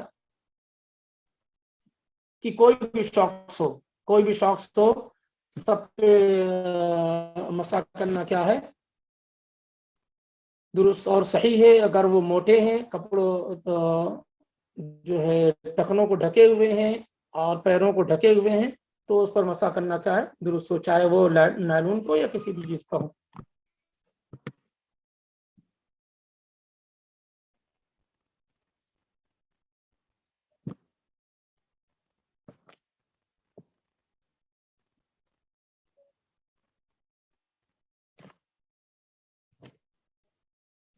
علی رضی اللہ تعالیٰ عنہ کا جو قول ہے، مطلب دین کی بنیاد عقل پہ نہیں ہے، اور کیا دین کی بنیاد آدمی کے لاجک پہ نہیں ہے، عقل پہ نہیں، کیونکہ ہماری الگ ہے، آپ کی الگ ہے، تیسرے کی الگ ہے، چوتھے کی الگ ہے. اگر دین کی بنیاد عقل پہ ہو جائے تو ہر آدمی کی عقل الگ الگ کہے گی، پورے دین کا تیہا پانچا ہو جائے گا. اس لیے وہ شریعت اللہ اس کے رسول کے قانون کا نام ہے. ہر آدمی اپنی لاجک کو، اپنے دماغ کو اس کے تابع اور غلام کر دے. ایک لمبا ٹاپک ہے، اس پہ آپ پڑھ بھی سکتے ہیں، مسائل پہ دھیان دیتے ہیں. نیٹ ورک کا ایشو رہا ہوگا، بیچ بیچ میں کئی مرتبہ کال آیا تو ہو سکتا ہے. نہیں بتایا کہ سارے ساکس پہ کر سکتے. خمار پر مسح کرنے کے لیے بھی اس میں تھوڑا اختلاف ہے کہ یعنی اس پہ مسح بات یہ ہے کہ اس کے لیے مدت نہیں ہے، جیسے پگڑی پر مسح کرنے کی کوئی مدت نہیں بیان کی گئی ہے۔ اور سوالات ہیں کہ خمار جو پگڑی ہے یا اسکارف وغیرہ ہے، تو اس میں صحیح زیادہ مضبوط بات یہی معلوم ہو رہی ہے کہ اس کے لیے کوئی مدت نہیں ہے، جیسے ایک دن ایک رات مقیم کے لیے، 3 دن 3 رات مسافر کے لیے ہے، تو اس میں مدت نہیں ہے کیونکہ حدیث میں اس کی کوئی صراحت موجود نہیں ہے۔ تاہم یہ ہے کہ کچھ علماء کہتے ہیں کہ احتیاطاً اور پریکاشنلی اگر ایسا کیا جائے کہ خمار پر پگڑی وغیرہ پہ بھی 1 دن اور 1 رات اور مسافر کے لیے 3 دن 3 رات، تو مطلب اس میں پریکاشن ہے، احتیاط ہے۔ بہرحال یہ مسئلہ میرے اپنے علم میں توسع ہے، اس میں کوئی مسئلہ نہیں ہے، اور 1 دن 1 رات سے زیادہ بھی کیا جا سکتا ہے کیونکہ کوئی دلیل نہیں ہے اس سلسلے میں واضح۔ تو اس کے لیے مدت خمار کے لیے یعنی پگڑیوں کے لیے سر پہ جو بھی چیز باندھی جائے اس کے لیے مدت کی تعین کرنا اس سلسلے میں کوئی دلیل نہیں ہے، سوائے یہ کہ پیروں کے موضوع پر مسح کا سے قیاس کیا جائے، اور جن لوگوں نے قیاس کیا ان لوگوں نے یہ مدت متعین کی، باقی علماء نے مدت متعین نہیں کی ہے۔ واللہ عالم، میرے اپنے علم میں زیادہ مضبوط یہ معلوم ہو رہی ہے بات کہ اس کے لیے کوئی مدت متعین نہیں ہے۔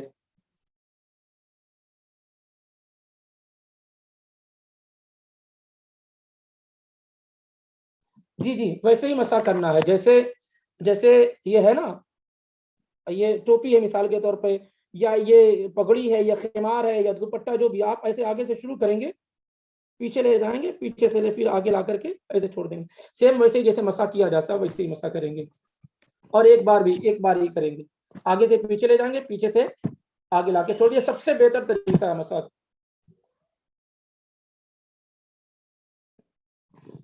نہیں، ساکس پر جو مسح کا معاملہ ہے اس میں مشقت صرف نہیں دیکھیں گے، اس میں عام ہے کوئی بھی آدمی جو ساکس پہنا ہوا ہو، چاہے اس کو اتارنے میں تکلیف ہو یا نہ ہو، اس پر مسح کرے گا، ٹھیک ہے، تو اس پر مسح کرے گا، کیونکہ حدیث میں کہیں بھی اس طرح کی کوئی ذکر نہیں کہ ہاں تکلیف ہو یا ٹھنڈی ہو یا گرمی ہو، ایسا نہیں، کبھی بھی کسی بھی وقت اگر آدمی موضوع پر ہے تو اس پر وہ مسح کرے گا، ٹھیک ہے، اس کے لیے کوئی تکلیف وغیرہ کا معاملہ نہیں کہ ہاں ریموو کرنے میں پریشانی ہو رہی ہے تو کرے گا، نہیں ہو رہی ہے تو نہیں کرے گا، اصل میں اس کا پہن لینا ہی یہی کافی ہے۔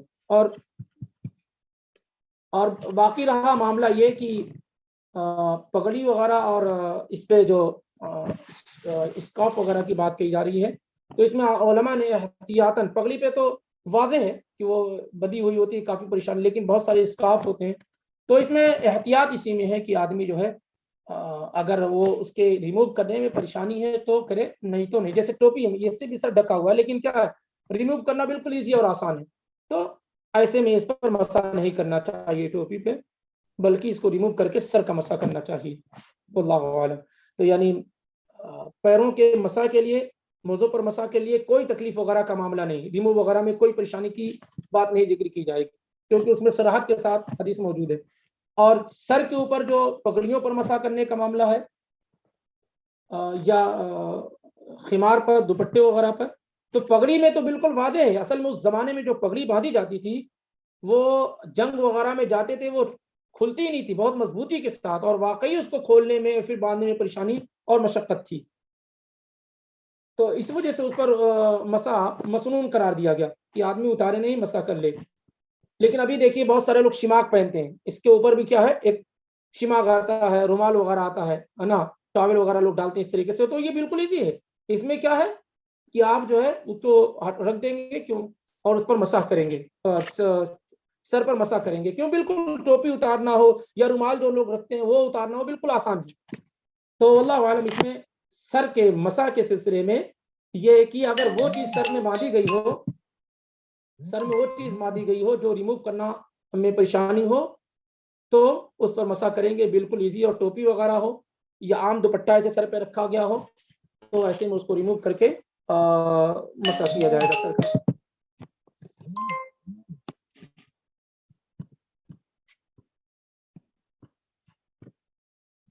اگر غلطی سے شاکس اتر جائے یا بھول سے شاکس اتار دے کوئی مگر ترنت ہی واپس پہن لے تو کیا اس کا وضو ٹوٹ جاتا ہے؟ دیکھیے اگر آدمی باوضو ہے اور ساکس پہنے ہوئے ہیں تو اس سلسلے میں صحیح قول یہ ہے کہ ساکس اتارنے سے اس کا وضو نہیں ٹوٹے گا.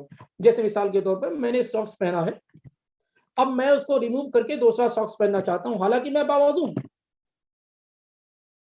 تو اس کا وضو نہیں ٹوٹے گا. صحیح قول اس سلسلے میں یہی ہے کہ ساکس اتارنے سے, اس کو ریموو کر کے دوسرا ساکس پہننے سے وضو نہیں ٹوٹے گا, کیونکہ وضو کے ٹوٹنے والی چیزوں میں سے ساکس اتارنا نہیں ہے. یہی زیادہ صحیح قول ہے, اور کچھ علماء کی رائے کی ٹوٹ جاتا ہے, لیکن صحیح یہ ہے کہ نہیں ٹوٹے گا.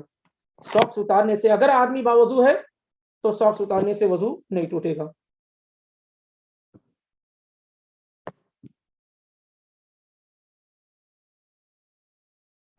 مسح کی ڈیوریشن پھر سے بتا دیں پلیز. مسح کی ڈیوریشن بتایا جا رہا ہے, پھر سے غور سے سمجھنے کی کوشش کریں. فار ایگزامپل, آپ فجر کے لیے اٹھے, آپ نے وضو کیا, پیروں کو دھلا, اس کے بعد موزہ پہن لیا, آپ نے ساکس پہن لیا, تو کیا ساکس پہننے ہی سے وہ ٹائم شروع ہو جائے گا 24 گھنٹے کا, ایک رات ایک دن کا, یا اس وقت سے شروع ہوگا جب آپ پہلی مرتبہ اپنے موزوں پر مسح کریں گے؟ تو کب سے شروع ہوگا؟ جب پہلی مرتبہ آپ اپنے موضوع پر مسح کریں گے تب سے ٹائم کیا ہے, اسٹارٹ ہوگا. آپ فجر کے لیے اٹھے, آپ نے پیروں کو دھلا, موزہ پہن لیا اور نماز ادا کر لی. پھر ظہر کے لیے آپ جب گئے تو آپ کا وضو ٹوٹ گیا تھا. آپ نے 12 بجے, مثال کے طور پر دن میں 12 بجے آپ وضو کر رہے ہیں, اور اب آپ جو ہے پیروں پر, آپ موزوں پر مسح آپ کر رہے ہیں, تو یہاں سے آپ کا ٹائم شروع ہو رہا ہے. اب دوسرے دن 12 بجے تک آپ اپنے موزوں پر مسح کر سکتے ہیں. اور اگر مسافر ہے تو پورا 3 دن 3 رات یعنی 72 گھنٹے.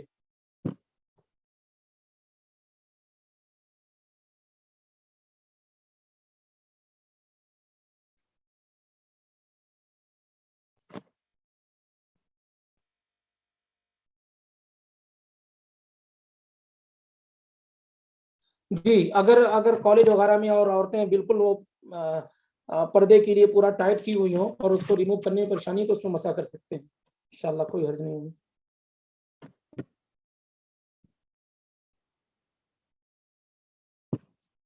وضو کر کے ہی موزہ پہنے کی یہ شرط ہے. جی, وضو کرنے کے بعد ہی موزہ پہنیں گے تبھی موزوں پر مسح کر سکتے ہیں, ورنہ نہیں. وضو کرنے کے بعد, پیروں کو دھلنے کے بعد جب آپ موزہ پہنیں گے, ساکس پہنیں گے, تبھی موزوں پر مسح درست ہوگا. اگر کسی نے وضو نہیں کیا ہے یا اس کا وضو ٹوٹا ہوا ہے, یا ایک چیز اور, اللہ جزائے خیر دے, کہ آپ نے وضو کیا اور وضو کرنے کے بعد ابھی باوضو تھے, جیسے فجر میں آپ نے وضو کیا اور نماز آپ نے پڑھ لی اور آپ کا وضو برقرار ہے, 10 بجے آپ نے موزہ پہن لیا, تو کوئی مسئلہ نہیں, اب آپ موضوع پر مسح کر سکتے ہیں کیونکہ آپ کا وضو ٹوٹا نہیں ہے, اور آپ جو ہے پیر دھلنے کے بعد پہن رہے ہیں. ضروری نہیں ہے کہ وضو کرنے کے فوراً بعد جو ہے آپ موزہ پہنیں. آپ پیروں کو دھلنے کے بعد باوضو ہیں, جب آپ چاہیں آپ موزہ پہن لیں اور ایسے موضوع پر مسح کرنا درست ہو. لیکن اگر وضو ٹوٹا ہوا ہے, وضو آپ کو بنانا ہے اور آپ موزہ پہن لیتے ہیں, تو آپ کو پھر وضو جب آپ بنائیں گے تو اس کو ریموو کرنا ضروری ہوگا. یعنی ہر صورت میں آپ جب موزہ پہنے تو وضو بنانے کے بعد پہنے ہوئے ہوں.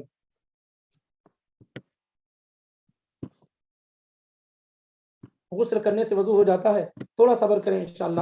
غسل کرنے سے پہلے اصل میں وضو بنایا جاتا ہے. آگے روایت انشاءاللہ آئے گی, حدیث عائشہ رضی اللہ عنہا اور اسی طریقے سے حفصہ رضی اللہ تعالیٰ عنہ کی روایت, جس سے یہ ہے کہ نبی صلی اللہ علیہ وسلم غسل کرنے سے پہلے وضو بناتے تھے جیسے نماز کے لیے وضو بناتے ہیں, تو پھر دوبارہ وضو بنانے کی ضرورت نہیں ہوگی. لیکن صرف غسل آدمی کر لے, جیسے وضو اس کا ٹوٹا ہوا ہو اور صرف غسل کر لے, تو کیا اس سے وضو ہو جائے گا؟ نہیں ہوگا, کیونکہ وضو ایک عبادت ہے, اس کے لیے نیت وغیرہ سب شرط ہے. غسل کر کے ساکس پہن کر کے پھر مسح کر سکتے ہیں. غسل کر کے, صرف غسل نہیں, غسل کے ساتھ اگر وضو ہوا ہو تب. یہ روایات سب آ رہی ہیں, تھوڑا ہم صبر کریں انشاءاللہ رب العالمین. کہتے ہیں کہ ہر چیز کو اس کی جگہ پہ پڑھنا زیادہ اچھا لگتا ہے, تو یہ روایات سب ہمارے پاس آئے انشاءاللہ, سب کتاب الطہارہ میں آ رہی ہیں. تو صبر کریں انشاءاللہ رب العالمین, اس کو اسی جگہ پہ پڑھیں گے. اور وقت یہاں ہو چکا, اذان ہو گئی, جماعت کا وقت قریب ہے.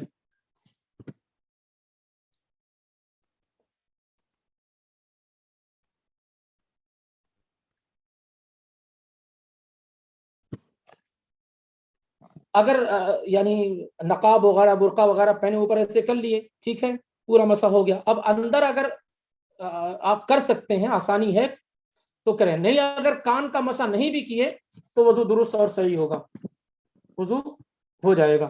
کان کا مسح کرنا سنت ہے انشاءاللہ رب العالمین. اب اگر کوئی سوال رہ بھی گیا ہے تو اس کو گروپ پہ سینڈ کر سکتے ہیں.